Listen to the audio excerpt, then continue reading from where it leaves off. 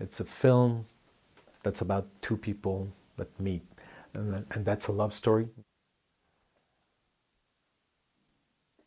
How the project came to us, it's one of those projects that, the time frame gets blurred because the project has known so many forms. I think Kim came to us like in 2012, right at the end of Rebelle that we did together.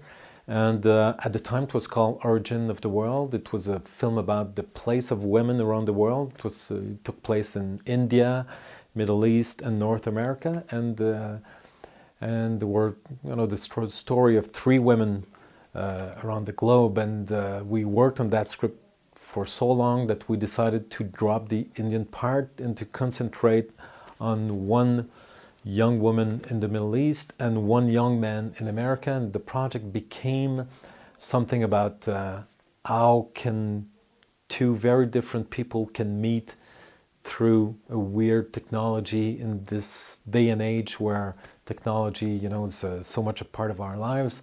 But how can two people that are so apart, one North American young man and one young Arabic woman, the art of the Middle East, how can they come up together? I've known Kim for like 15 years. Was at Telefilm when we financed his first feature film called Le Marais.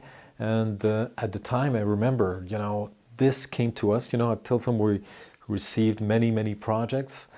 And there was the script, like a Middle East fable that was totally different from anything on the table. And we decided that we needed to give a chance to that young director.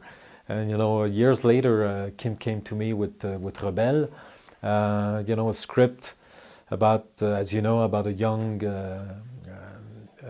child soldier in Africa, shot entirely in Africa in a foreign language. And we decided to jump in, and we, of course, I won't tell you the career of Rebelle. It was, a wonderful career with that film. And the collaboration with Kim. Kim is a guy that is very easy to work with, and he's an artist that has a strong vision and very different from, I would say, from very specific, very original. His stories always take place elsewhere. They're not set in Canada or in Quebec and Montreal. He has an open mind about the world and about the way that he sees our world today. And I think that's very interesting. It's always something that when you read something from Kim, it's from him. There's nobody else that can write that. And it brings you, human experience to a very different level, and to which makes it, as a producer, always a great challenge to work on. And there's production-wise, also, we, in the script, we have what we call exapods. So these are robots that we have actually had built specifically for the shoot. And it's something in the script, when I read the script, I asked him, are these robots, do they exist for real? It's like exapods that are,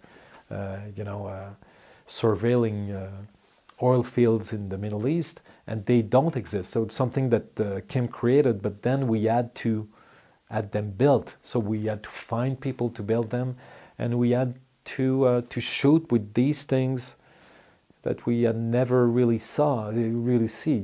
Kim and the production designer went to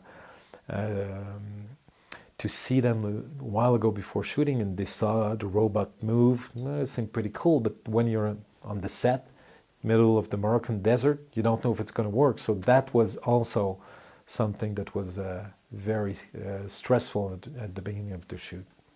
To whom is aimed the film? What's the audience for the film?